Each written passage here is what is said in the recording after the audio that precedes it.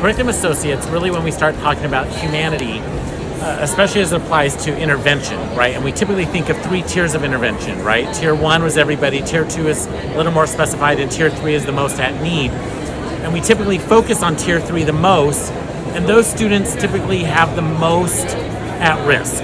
Yes. And they've endured the most. Yeah. So what we want to start doing is thinking about how can we get Tier 1 to act like a Tier 3 so that students aren't feeling that additional pressure, and we're not asking teachers to have additional, we need coaches, we need all these extra people when in a time where we don't have lots of people.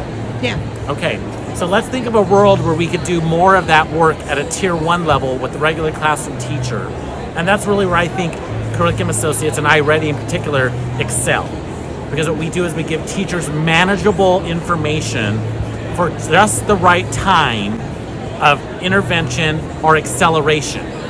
So we don't want to think of acceleration as all remediation. I want to think of acceleration as giving you what you need when you need it for the next level of instruction that's applicable.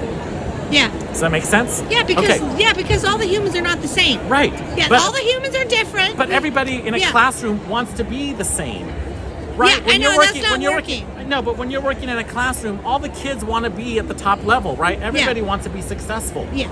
And so if we can create an environment where students have that opportunity to be successful at their own individual levels, then I think we really do create a classroom that's a lot more humane than when we have either push in or pull out for a variety of reasons, and kids feel that additional pressure that I have to somehow be doing something differently, or I don't measure up to what we're doing in the class right now. Right.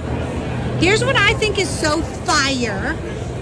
I can use these words too, I'm just saying, is that you're talking about humanity also for the teacher. Right. Okay, who does that?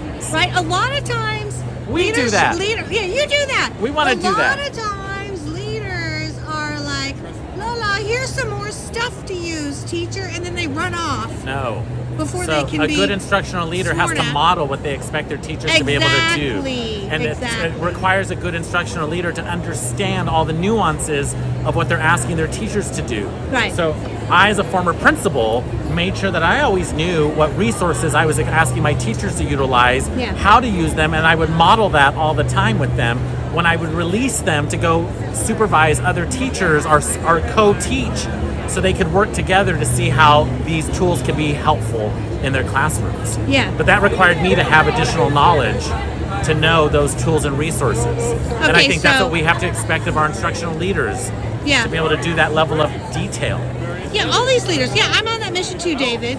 So you're so right. So let's just say it. Let's just say it. Like, listen, if you're a leader, you have to log into some stuff. That's right. You got to know what's going on. You have to know what the diagnostic is doing. You have to know what... Yeah, I'm just saying, don't think you got to just lean it all on your teachers and they're going to find it on the open internet at some smoky, dark back room of the dark web. No, they have to go look at it. And you have to build that time in for them to do that. But also you.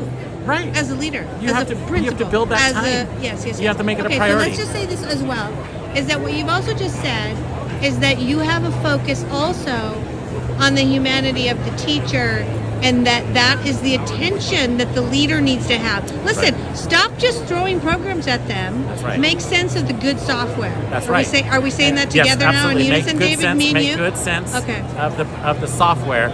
Understand its capabilities, its limitations. It doesn't replace good teaching. No.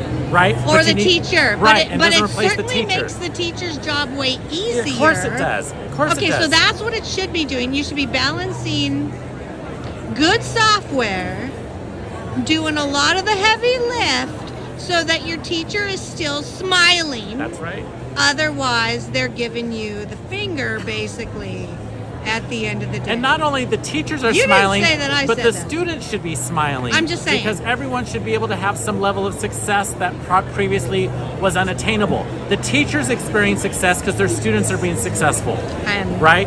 I, as the principal, are being successful because my teachers are being successful. I see my academic achievement increasing. Yes. I see my success in my students. It's not just lip service. I have data to back it up. And when you have that world, it just creates an environment where people want to be. So I talk about, it has to be a good place to work. and it has to be a good place to learn.